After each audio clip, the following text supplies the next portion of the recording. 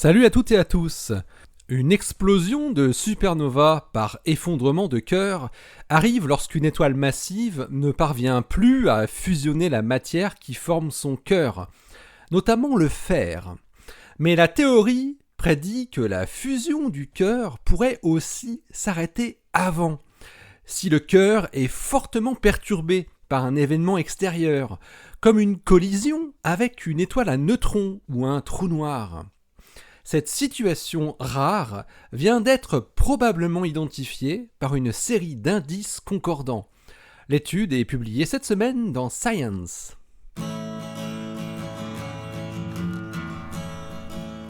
Astronomie, astrophysique, cosmologie, astroparticules. Ça se passe là-haut, par Eric Simon. Tout a commencé avec l'observation d'une émission transitoire en ondes radio qui a été trouvée par Dylan Dong de Caltech et ses collaborateurs dans un relevé du VLA datant de 2017, alors que cette source radio n'existe pas dans les relevés antérieurs entre 2003 et 2015. Cette source est nommée VT J1210 plus 4956 et se trouve dans une galaxie naine d'un peu moins de 10 milliards de masse solaire qui se situe à 475 millions d'années-lumière. L'analyse de cette émission radio, soudain visible, montre, via ses raies spectroscopiques particulièrement élargies, des caractéristiques de mouvement d'expansion, qui sont cohérentes avec l'interaction d'un éjecta d'étoiles avec une dense coquille de gaz l'entourant. Les chercheurs montrent que cette grosse coquille de matière a dû être éjectée il y a plusieurs siècles. Dong et ses collaborateurs ont alors recherché dans de nombreuses archives de relevés à différentes longueurs d'onde, en visible, en rayon X et en rayon gamma, s'il n'y aurait pas eu un autre phénomène transitoire au même endroit que VT J1210 plus 4956. Et bingo! Ils ont trouvé qu'il y avait eu un sursaut de rayon X de type GRB exactement à cette position le 14 août 2014, détecté par le MAXI, le Monitor of All Sky X-Ray Image, qui est un petit détecteur de sursauts X et gamma implanté sur l'ISS. GRB 140814A, c'est son nom, a été détecté à la fois entre 2 et 4 keV et entre 4 keV et 10 keV, dans une fenêtre de 15 secondes. Pour Dong et ses collègues, l'apparition d'un bref sursaut de rayon X en 2014 permet de faire le lien avec le signal radio transitoire détecté 3 ans plus tard. L'éjecta en expansion, qui vient de rencontrer la grosse coquille de gaz à l'origine du transitoire radio, et le flash de rayon X auraient la même origine, une supernova datant de 2014. Mais la durée et l'énergie de l'explosion ne correspondent pas tout à fait à ce que l'on observe habituellement dans les supernovas de type 2. Et comment expliquer la grosse coquille de gaz qui entourait cette supernova et qui aurait été expulsée quelques centaines d'années avant l'explosion ?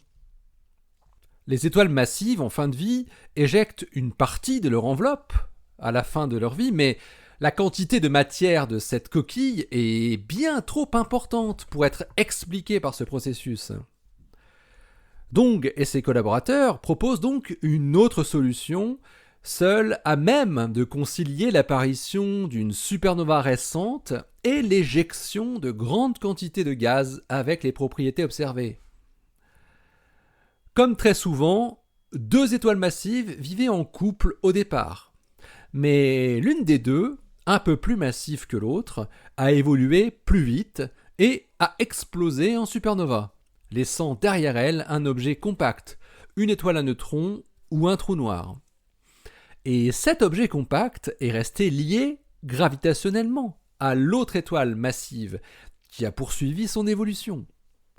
Mais au cours du temps, l'étoile compagne a gonflé son enveloppe et l'étoile à neutrons, elle, s'est rapprochée jusqu'à atteindre l'enveloppe de la compagne. L'étoile à neutrons s'est donc finalement retrouvée englobée dans l'enveloppe de l'étoile massive. Mais une telle situation est très instable.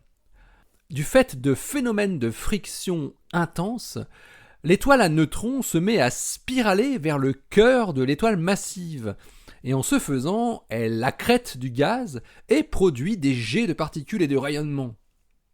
Ces mouvements induisent aussi une expulsion rapide de l'enveloppe stellaire. Et ce qui devait arriver arrive. L'étoile à neutrons entre en contact avec le cœur de l'étoile compagne malheureuse, qui n'avait pas encore fini sa phase de fusion nucléaire et n'était pas encore prête à exploser. Mais la collision avec l'étoile à neutrons est un déclencheur de cataclysme. La deuxième supernova du couple illumine sa galaxie. 3 ans après l'explosion, qui a dû avoir lieu donc en août 2014, les éjectats de l'explosion ont atteint la coquille de gaz éjectée des dizaines ou centaines d'années auparavant, produisant une émission synchrotron sous la forme d'ondes radio brèves.